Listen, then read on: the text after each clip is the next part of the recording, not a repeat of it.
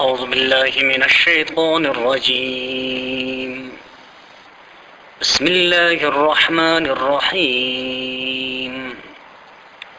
ولا تقتلوا أولادكم خشية إملاق نحن نرزقهم وإياكم إن قتلهم كان خطأ كبيرا۔ 15 پارے سورہ بنی اسرائیل کے یہ چوتھی رکوع ہے۔ یہ رکوع آیت نمبر 31 سے لے کر آیت نمبر 41 تک کے آیاتوں پر مشتمل ہے۔ گزشتہ آیات میں انسانی حقوق کے متعلق ہدایت کا ایک سلسلہ مذکور تھا۔ یہ چھٹا حکم اس رکوع میں جو ہے اہل جاہلیت کے ایک ظالمانہ عادت کے اصلاح کے لیے ہے، اور وہ نامناسب اور ظالمانہ عادت ہی تھی کہ زمانہ جاہلیت میں بعض لوگ ابتدائی ولادت کے وقت اپنے اولاد اور خصوصاً بیٹیوں کو اس خوف سے قتل کر ڈالتے تھے کہ ان کے مصارف کا بار ہم پہ پڑے گا۔ اس آیات میں اللہ تبارک و تعالی نے ان کے جہالت کو واضح کیا ہے کہ رزق دینے والے یہ کون ہے؟ یہ تو خالص اللہ تبارک و تعالی کے قبضہ میں ہے، تمہیں بھی وہی رزق دیتا ہے، اور جو تمہیں رزق دیتا ہے وہی ان کو بھی رزق دے گا۔ تم کیوں اس فکر میں قتل اولاد کے مجرم بنتے ہو؟ بلکہ اللہ تبارک و تعالی نے اس آیات میں رزق دینے میں اولاد کا ذکر مقدم کر کے اس طرف اشارہ فرمایا ہے کہ ہم پہلے ان کو پھر تمہیں رزق دیں گے۔ جس کا مطلب یہ ہے کہ اللہ تبارک و تعالی جس بندے کو دیکھتے ہیں کہ وہ اپنے اہل و عیال کے تکفیل یا دوسری غریبوں ضعیفوں کی امداد کرتا ہے تو اس کو اسی حساب سے دیتے ہیں کہ وہ اپنی ضروریات بھی پورا کر سکے اور دوسروں کی امداد بھی کر سکے۔ ایک حدیث میں رسول اللہ صلی اللہ علیہ وسلم کا ارشاد ہے، آپ نے فرمایا انما تنصرون وترزقون بضعفائکم، یعنی تمہارے ضعیف اور کمزور طبقے ہی کی وجہ سے اللہ تبارک و تعالیٰ کی طرف سے تمہاری امداد ہوتی ہے اور تمہیں رزق دیا جاتا ہے۔ اس سے معلوم ہوا کہ اہل و عیال کے متکفل والدین کو جو کچھ ملتا ہے وہ کمزور عورتوں اور بچوں کی خاطر ہی سے ملتا ہے۔ چنانچہ اللہ تبارک و تعالیٰ کا ارشاد ہے وَلَا تَقْتُلُوا أَوْلَادَكُمْ، اور نہ قتل کرو اپنے اولاد کو، خشیت املاق، مفلسی کے خوف کی وجہ سے، نحن نرزقهم، ہم ان کو رزق دیتے ہیں، وإياكم، اور تمہیں بھی، ان قتلهم كان خطأ كبيرا، بے شک ان کا مارنا بہت بڑی خطا کاری ہے۔ ولا تقربوا الزنا، اور زنا کے قریب بھی نہ جاؤ، یعنی یہ ایک ایسا ناپسندیدہ ترین عمل ہے کہ اس کے قریب بھی نہ پٹکو۔ انه كان فاحشة، بے شک یہ بے حیائی، وساء سبیلا، اور بہت برا راستہ ہے، اس لیے کہ اس سے حرام اور حلال اور احترام اور حرمتوں کے سارے رشتے ختم ہو کے رہ جاتے ہیں۔ اللہ تبارک و تعالیٰ کا ارشاد ہے وَلَا تَقْتُلُوا النَّفْسَ الَّتِي، اور قتل نہ کرو اس جان کو، حرم اللہ، جس کو منع کر دیا ہے اللہ نے، الا بالحق، مگر اس طرح سے کہ جو طریقہ برحق ہو، اور وہ برحق طریقہ یا وہ جائز طریقہ کہ جس میں کسی کو قتل کیا جا سکتا ہے۔ بخاری شریف میں اس حوالے سے حضرت عبداللہ بن مسعود رضی اللہ تعالی عنہ سے ایک حدیث ہے کہ آپ صلی اللہ علیہ وسلم نے فرمایا کہ کسی مسلمان کا خون حلال نہیں ہے جو اللہ کے ایک ہونے اور میرے رسول ہونے کے شہادت دیتا ہو، بجز 3 صورتوں کے۔ ایک یہ کہ اس نے شادی شدہ ہونے کے باوجود زنا کا ارتکاب کیا، کہ اس کی شرعی سزا یہ ہے کہ اس کو سنسار کر دیا جائے۔ دوسرا وہ کلمہ پڑھنے والا شخص کہ جس نے کسی انسان کو ناحق قتل کیا ہو، کہ اس کی سزا یہ ہے کہ اس مقتول کے ورثہ قصاص میں اس کو قتل کر سکتے ہیں۔ اور تیسرا وہ شخص کہ جو دین اسلام سے مرتد ہو گیا ہو، اس کی سزائے موت ہے۔ لیکن جس شخص نے زنا کا ارتکاب کیا ہو، اس کو سزا اور جس نے قتل کیا ہو، ان دونوں کو سزا حکومت وقت دے گی، کوئی شخص اپنے ذاتی حوالے سے اس کو سزا نہیں دے سکتے۔ بخاری شریف میں حضرت عبداللہ بن عباس رضی اللہ تعالیٰ عنہ اور حضرت معاویہ رضی اللہ تعالیٰ عنہ کی ایک روایت ہے کہ آپ صلی اللہ علیہ وسلم نے فرمایا کہ ہر ایک گناہ کو امید ہے کہ گناہ گار کے لیے امید ہے کہ اللہ تبارک و تعالیٰ اسے معاف کر دے، مگر وہ آدمی جو حالت کفر میں مر گیا یا جس نے جان بوجھ کر قصداً کسی مسلمان کو ناحق قتل کر دیا، اس کے لیے اللہ تبارک و تعالیٰ کے ہاں کوئی معافی نہیں ہے۔ اور ایک اور حدیث ہے، حضور نبی کریم صلی اللہ علیہ وسلم نے ارشاد فرمایا کہ جس شخص نے کسی مسلمان کے قتل میں قاتل کی امداد ایک بات سے بھی کی، تو میدان محشر میں جب وہ اللہ تبارک و تعالیٰ کے سامنے پیش ہوگا، اس بات کے ذریعے مسلمان کے قتل پر رہنمائی کرنے والے کے پیشانی پر لکھا ہوا ہوگا کہ آئس من رحمت اللہ، یعنی یہ شخص اللہ کے رحمتوں سے مایوس ہے، اس کو مایوس کر دیا گیا ہے۔ تو جو براہ راست قتل مسلم میں ملوث ہوگا، اللہ کے ہاں اس کے ساتھ کیا کچھ رویہ رکھا جائے گا۔ یہ ابن ماجہ اور مظہری میں یہ حدیث ہے۔ اللہ تبارک و تعالیٰ کا ارشاد ہے وَمَنْ قُتِلَ مَظْلُومًا، اور جو مارا گیا ظلم سے، فَقَدْ جَعَلْنَا لِوَلِيِّهِ، تو دیا ہے ہم نے اس کے وارث کو سلطاناً اختیار، فَلَا يُسْرِفْ فِي الْقَتْلِ، بس وہ قتل میں حد سے نہ نکلے، یعنی وہ اسی کو مار دیں، باقی اس کے ساتھ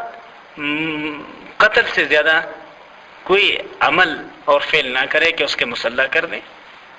نہ کان ہاتھ وغیرہ کاٹ دیں، یہ درست نہیں ہے۔ انہ کان منصورا، بے شک اس کو مدد ملتی ہے۔ اور جب یہ حد سے بڑھ کر اس کے ساتھ معاملہ کرے گا تو پھر یہ مظلوم نہیں بلکہ یہ تو پھر ظالم بن جائے گا۔ ولا تقربوا مال الیتیم، اور پاس بھی نہ جاؤ یتیم کے مال کا، الا باللتی ہی احسن، مگر اس طرح سے کہ جو طریقہ بہتر ہو۔ اور وہ بہتر طریقہ یہ ہے کہ اگر یتیم کا کچھ مال ہے اور وہ خود کاروبار نہیں کر سکتا اور اس کے رشتہ داروں میں سے کوئی شخص اس کو تجارت میں لگائے، پیسہ یتیم کا ہے اور محنت اس کی ہے، تو یہ اس کو خرچ کریں، کاروبار میں لگائیں، اس نیت سے کہ اس کے اندر ترقی ہو، بڑھوتری ہو، اور اس میں سے یہ اپنے لیے تنخواہ مقرر کر دیں، جائز تنخواہ مقرر کر دیں، تو اس سے یہ اپنا گزارا چلاتا رہے۔ یہ ایک بہتر طریقے سے یتیم کے مال کو اپنے مصرف میں لانا ہے، اور یہ درست ہے۔ زمانہ جاہلیت میں یتیم کو میت کے مال کا وارث تصور نہیں کیا جاتا تھا، سوائے اس یتیم کے کہ جو بہت زیادہ زوراور ہو، جنگ اور لڑائی کے اندر ماہر ہو، اسی کو سارے مال میت کا سپرد کر دیا جاتا تھا، اور باقی کمزور خواتین اور بچوں کو اور عورتوں کو اور بوڑھوں کو میت کے مالی متروکہ سے محروم کر دیا جاتا تھا۔ اللہ تبارک و تعالیٰ فرماتے ہیں کہ یتیم کے مال کو ناجائز طریقے سے استعمال کرنا تو دور کی بات، اس کے قریب تک جانا بھی درست نہیں ہے۔ حتیٰ یبلغ اشدہ، یہاں تک کہ وہ اپنے جوانی کی عمر کو پہنچ جائے، اور جب وہ جوانی کی عمر کو پہنچ جائے گا تو دوسری جگہ قرآن مجید میں ہے کہ اس کے مال کو گواہوں کی موجودگی میں اس کے حوالے کر دو، تاکہ کل کو وہ پھر کوئی دعویٰ نہ کر بیٹھ جائے۔ وَأَوْفُوا بِالْعَهْدِ، اور عہد و پیمان کو پورا کرو، ان العہد کان مسئولا، بے شک وعدے کے بارے میں تم سے سوال ہوگا، یعنی روز محشر۔ کسی کے ساتھ وعدہ کرنا کوئی ضروری نہیں ہے،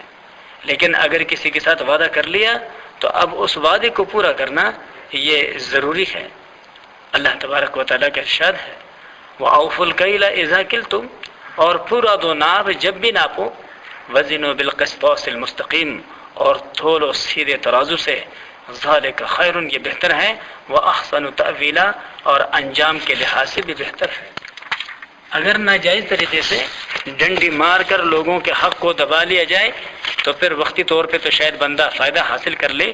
لیکن وہ کمایا ہوا ناجائز طریقے سے پیسہ اس کے لیے آخر میں پھر وبال جان بن جاتا ہے۔ وَلَا تَقْفُ مَا لَيْسَ لَكَ بِهِ عِلْمٌ، اور نہ پیچھے پڑو ایسے باتوں کی جس کے بارے میں تمہیں خبر نہیں ہے، علم نہیں ہے۔ ان سمع، بے شک تمہارے کان، والبصر اور تمہارے آنکھیں، والفؤاد اور دل، کل اولئک کان عنہ مسئولا، ان سب کے اس شخص سے پوچھو گے روز محشر کہ بھئی اس نے اپنے دل، دماغ، ناک اور کانوں کو کن امور میں استعمال کیا ہے، اور محض اندازوں سے ایک بات کا نتیجہ نکالنے کی کوشش نہیں کرنی چاہیے، بے تحقیق بات زبان سے نہیں نکالنی چاہیے، نہ اس کے اندھا دھند پیروی کرنی چاہیے، بلکہ آدمی کو چاہیے کہ کان، آنکھ اور دل اور دماغ سے کام لے کر اور بقدر کفایت تحقیق کر کے کوئی بات پھر منہ سے نکالے یا عمل میں لائے۔ محض سنے سنائی باتوں پر بے سوچے سمجھے یوں ہی اٹکل پچو کوئی قطع حکم نہیں لگانا چاہیے، نہ عمل درآمد کرنا چاہیے۔ ولا تمشی فی الارض مرحا، اور مت چلو زمین پہ اتراتے ہوئے یعنی تکبر کرتے ہوئے۔ انک لن تخرق الارض، بے شک تم نہیں پھاڑ ڈال سکتے زمین کو، ولن تبلغ الجبال طولا، اور نہ پہنچ سکتے ہو پہاڑوں کے لمبائی تک، یعنی اتنے لمبے بھی نہیں ہو سکتے ہو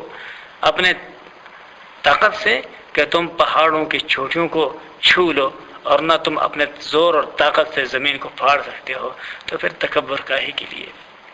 کل ذالک کان سیئہ، یہ جتنی باتیں ہیں ان سب میں بڑی بری چیز ہے عند ربک، تیرے رب کے ہاں، مکروہہ، بیزاری،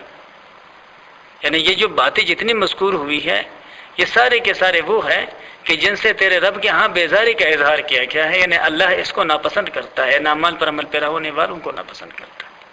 اب اللہ تبارک و تعالی حضور نبی کریم صلی اللہ علیہ وسلم سے مخاطب ہے کہ ذالک، یہ ہے وہ باتیں، مما، ان میں سے، اوحی الیک ربک، جو وحی بھیجی تیرے طرف تیرے رب نے، من الحکمت،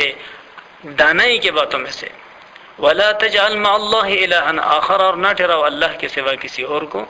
فتلقى فی جہنم، ورنہ ڈال دیے جاؤ گے جہنم کے اندر، ملومن، الزام کایا ہوا، مدحورا، اور دھکیلا ہوا۔ تو اللہ تبارک و تعالیٰ کے ساتھ، اللہ کے ذات میں، اللہ کے معاملات میں، اللہ کے عبادات میں کسی کو شریک قرار دینا یہ ایک ناقابل معافی جرم ہے اللہ کی نظر میں۔ افاسفاکم ربکم بالبنین، کیا تم کو چن کر دے دیے ہیں تمہارے رب نے بیٹے، واتخذ من الملائکۃ اناسا، اور اس نے لے لیے ہیں اپنے لیے فرشتوں کو بیٹیاں بنا کر۔ یہ مشرکین مکہ کا ایک ناپسندیدہ ترین عقیدہ بیان کیا جا رہا ہے کہ وہ لوگ سمجھتے تھے کہ فرشتے جو ہے یہ اللہ تبارک و تعالیٰ کی بیٹیاں ہیں، اور انہوں نے فرشتوں کے بت بنا رکھے تھے، اور ان کے سامنے وہ نذر و نیاز اور قربانی رکھا کرتے تھے کہ بھئی چونکہ یہ اللہ کی بیٹیوں کا وہ ہے، مورتیاں ہیں، ان کی تصویریں ہیں، اور جب ہم ان کی خدمت گزاری کریں گے اور ان کا ادب بجا لائیں گے تو یہ ہم سے خوش ہوں گے، اور ان کے خوش ہونے کی وجہ سے اللہ ہم سے خوش ہو جائے گا۔ تو اللہ تبارک و تعالیٰ فرماتے ہیں کہ یہ تم کیسے کہتے ہو کہ اللہ نے تمہارے لیے تو بیٹوں کو پسند کر دیا، اور اپنے لیے اللہ نے فرشتوں کو بیٹیاں بنا لیا۔ دوسری جگہ اللہ تبارک و تعالیٰ نے ان لوگوں کے اس بدعقیدگی کو ایک اور انداز سے پیش فرمایا ہے، اور وہ یہ کہ یہ تم کیسے انصاف کرتے ہو کہ تم اپنے لیے تو بیٹیوں کو پسند نہیں کرتے ہو بلکہ بیٹوں کو پسند کرتے ہو، اور اللہ کے لیے تم نے اللہ کی مخلوق میں سے بیٹیاں ہی منتخب کر لی ہیں۔ انکم لتقولون قولا عظیما، بے شک تم کہتے ہو ایک بہت بھاری بات، یعنی یہ ایک بہت بڑی بات ہے جس کے انجام سے تم بے علم ہو کہ اللہ تبارک و تعالیٰ کے ہاں یہ بات کتنی خطرناک ہے اور کتنے عذاب اور بیزاری کا باعث ہے۔ وآخر دعوانا ان الحمد للہ رب العالمین۔ اعوذ باللہ من الشیطان الرجیم، بسم اللہ الرحمن الرحیم۔ وَلَقَدْ صَرَّفْنَا فِي هَذَا الْقُرْآنِ لِيَذَّكَّرُوا وَمَا يَزِيدُهُمْ إِلَّا نُفُورًا۔ 15 پارے سورہ بنی اسرائیل کے یہ 5واں رکوع ہے۔ یہ رکوع آیت نمبر 41 سے لے کر آیت نمبر 53 تک کے آیاتوں پر مشتمل ہے۔ اللہ تبارک و تعالیٰ کی کریم ذات نے اس رکوع میں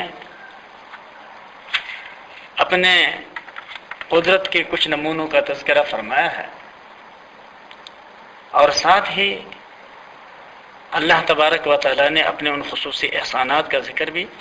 جو آپ صلی اللہ علیہ وسلم پہ اللہ تبارک و تعالیٰ نے کیا ہے۔ چنانچہ ارشاد باری تعالیٰ ہے وَلَقَدْ صَرَّفْنَا،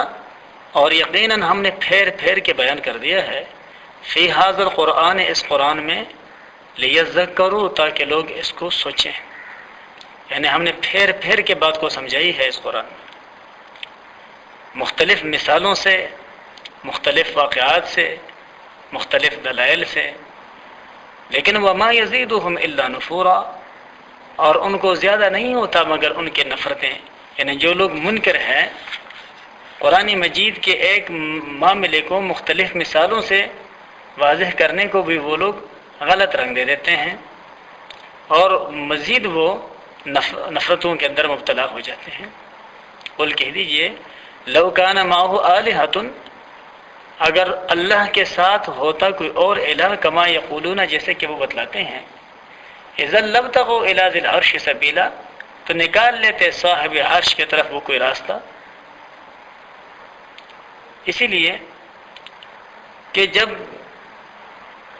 منصب ایک ہے اور اس پر متمکن والے ہونے والے دو ہیں، تو ظاہر بات ہے کبھی ایک کی باری ہونی چاہیے تھی، کبھی دوسرے کی باری ہونی چاہیے تھی۔ تو جب تم اللہ کے ساتھ کسی اور کو بھی الہ مانتے ہو، تو پھر اس تمہارے مانے جانے والے الہ کو بھی کبھی نہ کبھی تو اس منصب پر قائم ہونا چاہیے تھا اور فائز ہونا چاہیے تھا کہ جو منصب اللہ کا ہے، اور پھر وہ اپنی مرضی کے مطابق اللہ کے اس کائنات میں کچھ تبدیلیاں رونما کرتا، لیکن ایسا تو کوئی مسئلہ نہیں ہے۔ تو اللہ تبارک و تعالیٰ فرماتے ہیں سبحانہ، وہ پاک ہے، وتعالی، اور برتر ہے، عما، اس سے، یقولون، جو وہ کہتے ہیں، علوا کبیرا، بہت بلند تر بڑے پیمانے پر۔ تسبح له السماوات السبع، اس کے پاکی بیان کرتے ہیں ساتوں آسمان، والارض، اور زمین، ومن فیہن، اور جو کوئی ان زمینوں میں ہے یا زمین اور آسمان میں ہے،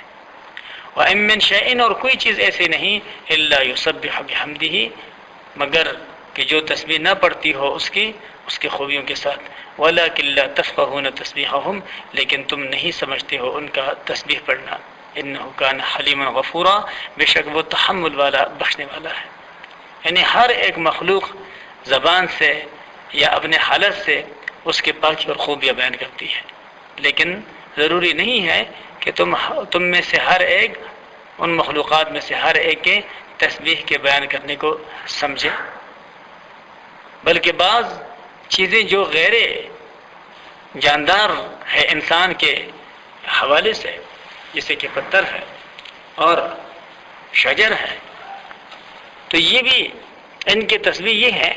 کہ اللہ تبارک و تعالیٰ نے ان کو جس کام کے لیے پیدا کیا ہے، یہ وہی اسی کام کو کر رہے ہیں۔ حیوانات کی تسبیح یہ ہے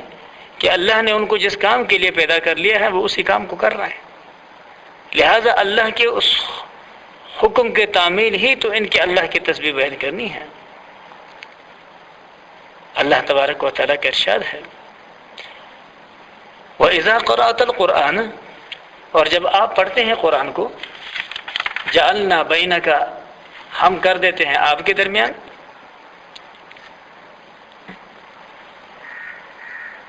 وبین الذین، اور ان لوگوں کے درمیان، لا یؤمنون بالآخرۃ، جو آخرت پر ایمان نہیں رکھتے، حجابا مستورا، ایک پردہ چھپا ہوا۔ یہ جو آیات ہے اس کا ایک خاص شان نزول ہے جو تفسیر قرطبی میں حضرت سعید بن جبیر رضی اللہ تعالیٰ عنہ کے حوالے سے نقل کیا گیا ہے کہ جب قرآن مجید میں اللہ تبارک و تعالیٰ نے سورہ لہب نازل فرمائی، جس میں ابو لہب کی بیوی کی مذمت ذکر ہے، تو اس کی بیوی رسول اللہ صلی اللہ علیہ وسلم کے مجلس میں گئی۔ اس وقت حضرت صدیق رضی اللہ تعالیٰ عنہ بھی حضور نبی کریم صلی اللہ علیہ وسلم کے مجلس میں موجود تھے۔ اس خاتون کو دور سے دیکھ کر آپ صلی اللہ علیہ وسلم سے عرض کیا کہ یا رسول اللہ، آپ یہاں سے ہٹ جائیں تو بہتر ہے، کیونکہ یہ عورت بڑی بد زبان ہے، یہ ایسے باتیں کہے گی جس سے آپ کو تکلیف پہنچے گی۔ آپ نے فرمایا نہیں، اس کے اور میرے درمیان اللہ تبارک و تعالیٰ پردہ حائل کر دیں گے۔ چنانچہ وہ خاتون مجلس میں پہنچی مگر رسول اللہ صلی اللہ علیہ وسلم کو نہ دیکھ سکی، تو حضرت صدیق رضی اللہ تعالی عنہ سے مخاطب ہو کر کہنے لگے کہ آپ کے ساتھی نے ہمارے حجو کی ہے، حضرت صدیق رضی اللہ تعالیٰ عنہ نے فرمایا کہ واللہ وہ تو کوئی شعر ہی نہیں کہتے جس میں عادتاً حجو ہوتی ہے، تو وہ جو کہتے ہوئے وہاں سے چلے گئی کہ تم بھی ان کے تصدیق کرنے والوں میں سے ہو۔ اس کے چلے جانے کے بعد حضرت ابوبکر صدیق رضی اللہ تعالیٰ عنہ نے عرض کیا کہ یا رسول اللہ، کیا اس خاتون نے آپ کو نہیں دیکھا؟ آپ صلی اللہ علیہ وسلم نے فرمایا کہ جب تک وہ خاتون یہاں رہی ایک فرشتہ میرے اور اس کے درمیان پردہ کرتا رہا۔ اللہ تبارک و تعالیٰ نے اگلے آیت میں ارشاد فرمایا ہے کہ وَجَعَلْنَا عَلَىٰ قُلُوبِهِمْ أَكِنَّةً، اور ہم رکھتے ہیں ان کے دلوں پر پردے أَن يَفْقَهُوهُ، اس بات سے کہ وہ اس کو نہ سمجھیں، وَفِي آذَانِهِمْ وَقْرًا، اور ان کے کانوں میں ہم بوجھ ڈالتے ہیں، وَإِذَا ذَكَرْتَ رَبَّكَ فِي الْقُرْآنِ وَحْدَهُ، اور جب آپ تذکرہ کرتے ہیں قرآن کے اندر اپنے اکیلے رب کا، وَاللَّوْا عَلَىٰ أَدْبَارِهِمْ، تو وہ بھاگتے ہیں اپنے پیٹھی پھر کر، نفورا، بدک کر یا نفرت کرتے ہوئے، یعنی ایک اللہ کے بعد اور توحید کے بعد سننا ان کو پسند ہی نہیں آتا۔ نحن اعلم بما یستمعون به، اور دوسری جگہ اللہ تبارک و تعالیٰ نے ایک اور انداز سے اس بات کو واضح فرمایا کہ اگر اللہ کے ساتھ کسی اور کی تعریف ہو کہ وہ بھی ایسے اختیارات کا مالک ہیں جیسے کہ اللہ کے ذات، تو پھر یہ پھولے نہیں سماتے، بڑے خوش ہو جاتے ہیں کہ انہوں نے ان کے بڑے طاقتوں اور قدرتوں کا تذکرہ فرمایا ہے کہ جن کو ہم مانتے ہیں۔ لیکن جب ایک اللہ کے طاقت اور قدرت، عظمت اور احسانات کا تذکرہ کیا جاتا ہے تو یہ اس مجلس سے اٹھ جاتے ہیں کہ بھئی یہ تو پرانی باتیں ہیں۔ اللہ کا ارشاد ہے نحن اعلم بما یستمعون به، ہم خوب جانتے ہیں جس واسطے وہ آپ کی باتوں کو سنتے ہیں، اذ یستمعون الیک، جس وقت وہ کان رکھتے ہیں آپ کی طرف، واذ هم نجوا، جس وقت وہ آپس میں مشورے کر رہے ہوتے ہیں، اذ یقول الظالمون، جب کہتے ہیں یہ بے انصاف، ان تتبعون الا رجلا مسحورا، کہ تم لوگ نہیں پیروی کرتے مگر ایک جادو کے مارے ہوئے شخص کی، یعنی آپ صلی اللہ علیہ وسلم کو وہ جادو سے متاثر شخص کہہ کر کے اور مسحور شخص کہہ کر کے لوگوں کو آپ صلی اللہ علیہ وسلم سے دور رکھنے کی کوشش اور مکر و فریب کرتے ہیں۔ کسی نبی اور پیغمبر پر جادو کا اثر ہو جانا ایسا ہی ممکن ہے جیسے بیماری کا اثر ہو جانا، اس لیے کہ انبیاء علیہ الصلاۃ والسلام بشری خواص سے الگ نہیں ہوتے، یعنی وہ انسان ہونے سے کوئی علیحدہ مخلوق نہیں ہے۔ جیسے ان کو زخم لگ سکتا ہے، بخار اور درد ہو سکتا ہے، ایسے ہی جادو کا بھی اثر ہو سکتا ہے، کیونکہ وہ بھی خاص اسباب طبعیہ جنات وغیرہ کے اثر سے ہوتا ہے۔ اور حدیث میں بھی ثابت ہے کہ ایک مرتبہ رسول اللہ صلی اللہ علیہ وسلم پر سحر کا اثر ہو گیا تھا۔ آخری آیات میں جو کفار نے آپ کو مسحور کہا اور قرآن نے اس کی تردید کی، اس کا حاصل وہ ہے جس کی طرف خلاصہ میں پہلے اشارہ کر دیا گیا ہے کہ ان کے مراد در حقیقت مسحور کہنے سے مجنون کہنا تھا۔ اس کی تردید اللہ تبارک و تعالیٰ نے یہاں پہ فرمائی ہے۔ تو اللہ تبارک و تعالیٰ کا ارشاد ہے کہ ہم جانتے ہیں کہ جو لوگ آپ کے پاس باتیں کس نظر سے سنتے ہیں، اس لیے سنتے ہیں کہ آپ کی باتوں کو سنیں اور پھر ان کے ساتھ اپنے طرف سے باتوں کو ملا کر اور ان کو غلط ملت کر کے لوگوں میں اسلام اور آپ کو بدنام کرنے کے لیے باتوں کو تشہیر کر دیں کہ بھئی ہم نے خود ہی ان کے مجلس میں یہ باتیں سنی جی کہ وہ یہ کہہ رہے تھے، حالانکہ اللہ کے رسول نے اپنے مجلس میں شاید وہ بات کہی ہی نہ ہو جو وہ لوگوں میں مشہور کر رہے ہیں۔ تو اللہ تبارک و تعالیٰ کا ارشاد ہے کہ ہم جانتے ہیں کہ یہ کس لیے آپ کی باتوں کو سنتے ہیں۔ اللہ تبارک و تعالیٰ کا ارشاد ہے، انظر دیکھیے کیف ضربوا لک الامثال، یہ لوگ کیسے آپ کے لیے مثالیں بیان کرتے ہیں، فضلوا، پس یہ گمراہ ہو گئے ہیں، فلا یستطیعون سبیلا، پس یہ سیدھے راستے پر آ سکنے کی استطاعت ہی نہیں رکھتے، وقالوا، اور کہتے ہیں اذا كنا عظاما، کیا جب ہم ہو جائیں گے ہڈیاں، ورفاتا، اور چورا چورا، یعنی بالکل ہڈیاں ہماری بوسیدہ چورا چورا ہو جائے گی، انا لمبعوثون خلقا جدیدا، کیا پھر سے اٹھیں گے ہم نئے سرے سے بن کر، قل کہہ دیجئے کونوا حجارۃ، تم پتھر بن جاؤ، او حدیدا، یا لوہا بن جاؤ، او خلقا، یا کوئی ایسے مخلوق مما وہ یکبر فی صدورکم، کہ جس کو مشکل سمجھو اپنے خیال میں، فسیقولون، پھر اب وہ کہیں گے من یعیدنا، کہ اب ہمیں کون لوٹائے گا، قل الذی، پھر آپ کہہ دیجئے کہ وہ ذات فطرکم اول مرۃ، جس نے تم کو پہلے بار پیدا کیا ہے۔ تو جو ذات پہلے بار پیدا کرنے پہ قادر ہے وہ دوسری بار کیوں اس کو پیدا نہیں کر سکتا؟ جو معمار ایک چیز کو پہلے بار بنا لیتا ہے، تعمیر کر لیتا ہے، اس کو گرانے کے بعد اس کو دوبارہ تعمیر کیوں نہیں کر سکتا؟ بلکہ دوبارہ تعمیر تو پہلے تعمیر کے مقابلے میں زیادہ سہل اور آسان ہوتا ہے کہ اس کا ایک خاکہ تو ہوتا ہے۔ لیکن اللہ کے لیے اس انسان کا پہلے بار اگر مشکل نہیں تھا پیدا کرنا، تو اب دوسری بار پیدا کرنا کیوں کر مشکل ہو سکتا ہے؟ فَسَيُنْغِضُونَ إِلَيْكَ رُؤُوسَهُمْ، پھر یہ ہلائیں گے آپ کے سامنے اپنے سروں کو، وَيَقُولُونَ، اور کہیں گے مَتَىٰ، یہ کب ہوگا؟ قل کہہ دیجئے عسیٰ، شاید، ان یکون قریبا، یہ کہ یہ قریب ہی ہو، یعنی قیامت کا ٹھیک وقت تو اللہ تبارک و تعالیٰ نے کسی کو نہیں بتلایا۔ ہاں اس کے مستقبل قریب میں آنے کے تم امید ظاہر کر سکتے ہو، گویا پناہ کے باقی عمر اس سے کم ہے جتنے کہ گزر چکی ہے۔ اللہ تبارک و تعالیٰ کا ارشاد ہے یوم یدعوکم، جس دن وہ تم کو پکارے گا، فتستجیبون بحمدہ، پھر چلے آؤ گے اس کے تعریف کرتے ہوئے، وتظنون، اور تم خیال کرتے ہوں گے اس وقت، الا لبثتم الا قلیلا، کہ دیر نہیں لگی تم کو دنیا میں مگر بہت کم، یعنی دنیا کے اندر جو تم نے زندگی گزاری ہے وہ تو گویا بہت ہی کم زندگی تھی، اور حقیقتاً بھی وہ کم زندگی ہوگی آخرت کے مقابلے میں، اس لیے کہ دنیا میں ایک شخص کو زیادہ سے زیادہ، اس امت کے لوگوں میں سے اگر کسی کو زیادہ سے زیادہ 100 سال مل جاتا ہے نارملی، تو اس 100 سال کے مقابلے میں آخرت کا ایک دن 50,000 سال کے برابر ہوگا۔ تو کہاں ایک دن 50,000 سال کے برابر، اور کہاں 100 سال کی زندگی۔ تو یہ انسان جب اس نہ ختم ہونے والے زندگی کے ایک ایک دن جو کہ 50,000 سال کے برابر ہوگی ہمارے دنیوی حساب سے، جب اس کو گزارے گا تو پھر اس کو پتہ چل جائے گا کہ یار میں تو دنیا میں بڑی کوتاہیاں کر گیا۔ اس چند لمحے زندگی کو اگر میں اللہ کے رضا کے مطابق ڈال دیتا تو آج نہ ختم ہونے والے زندگی کو اللہ میری مرضی کے مطابق کر دیتا، لیکن جب میں نے دنیا کو اپنی مرضی کے مطابق کر دیا تو اب آخرت کو اللہ میری مرضی کے مطابق نہیں کرے گا، اس لیے کہ دونوں جگہوں میں سے کسی ایک جگہ کو اپنی مرضی کے نام کرنا ہوگا۔ اگر دنیا کو اپنی مرضی سے گزارنا ہے تو پھر آخرت اپنی مرضی کا نہیں ہوگا، اور اگر دنیا اللہ کی مرضی کے مطابق گزاری تو پھر آخرت تمہاری مرضی کے مطابق ہوگا۔ وآخر دعوانا ان الحمد للہ رب العالمین۔ اعوذ باللہ من الشیطان الرجیم، بسم اللہ الرحمن الرحیم، وقل لعبادی یقولوا التی ہی احسن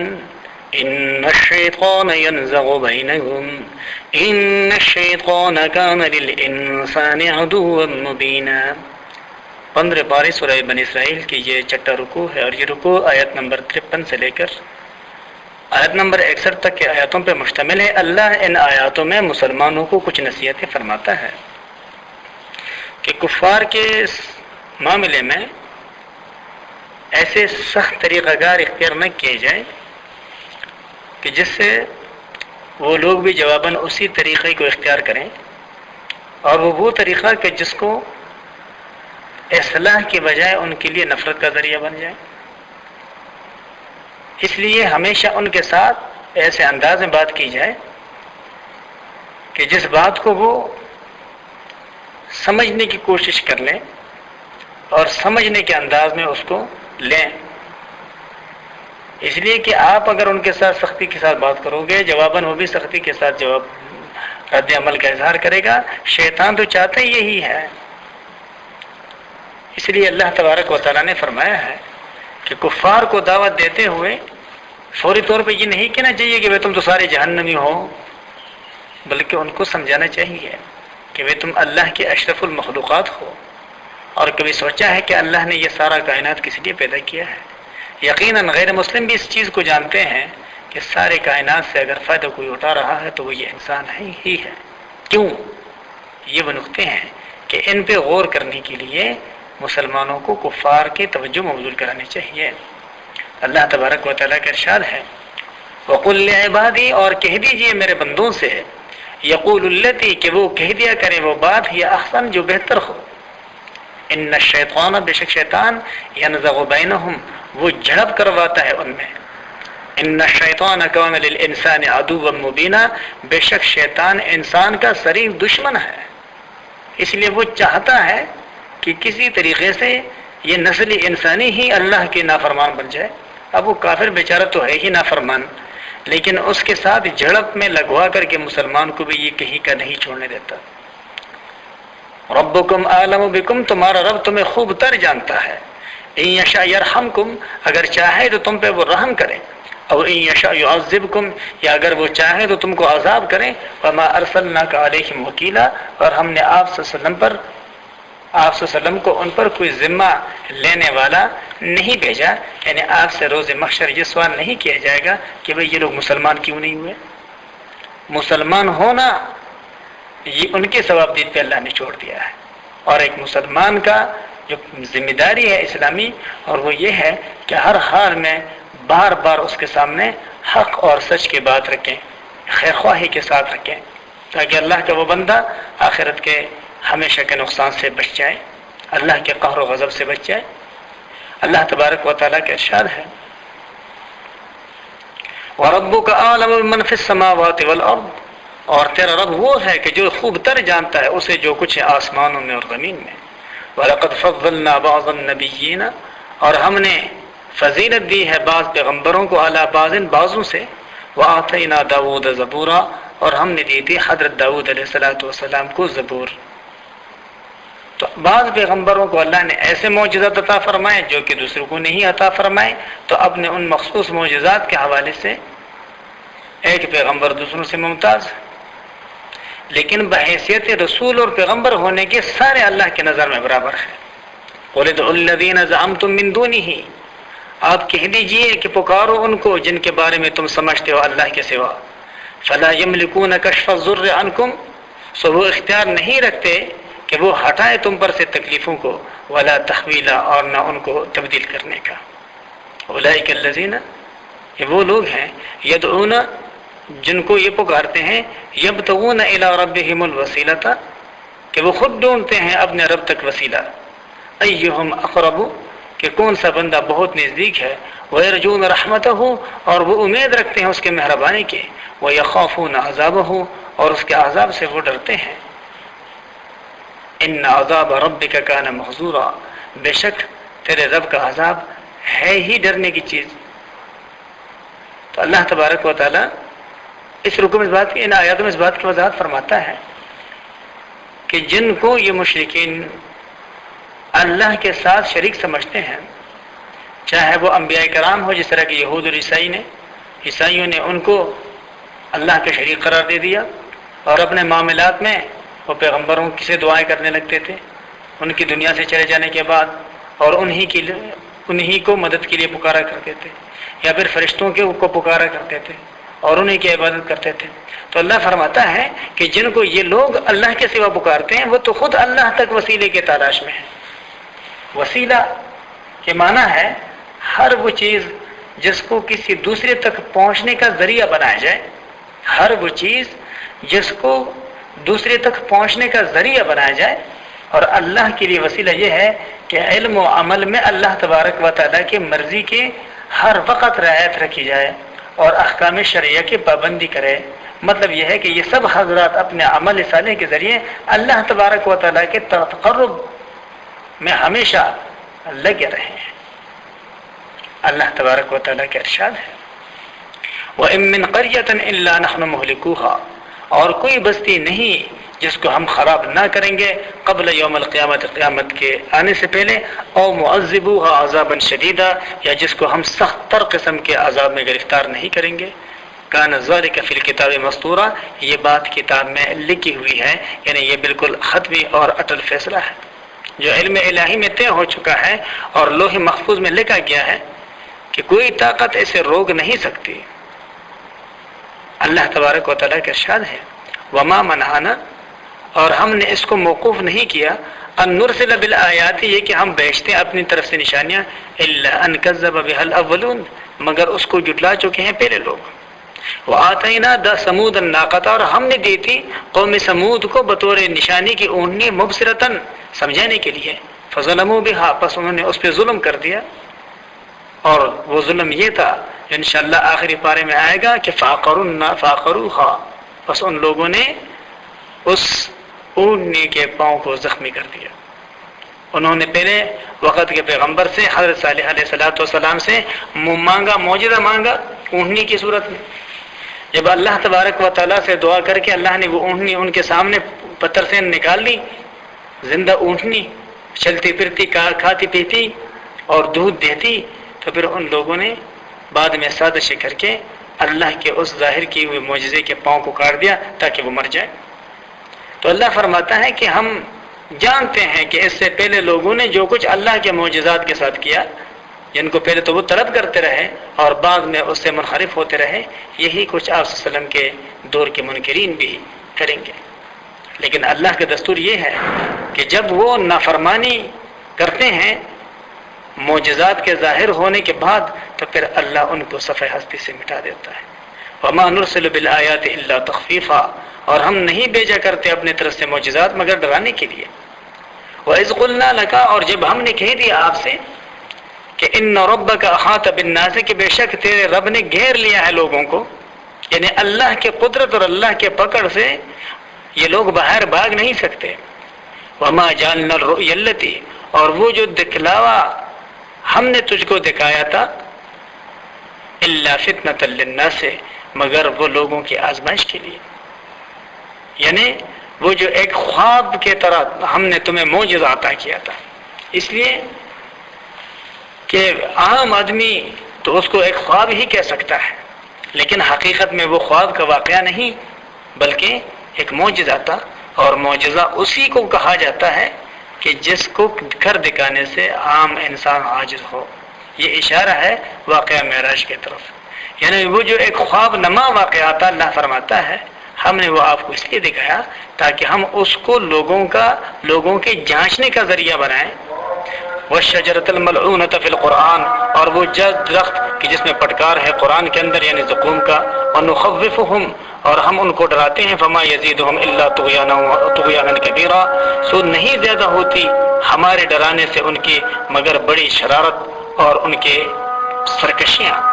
اور اسی سرکشی اور شرارت کی وجہ سے یہ اپنا انجام بد سے بالآخر ہم کنار ہوں گے۔ وآخر دعوانا ان الحمد للہ رب العالمین۔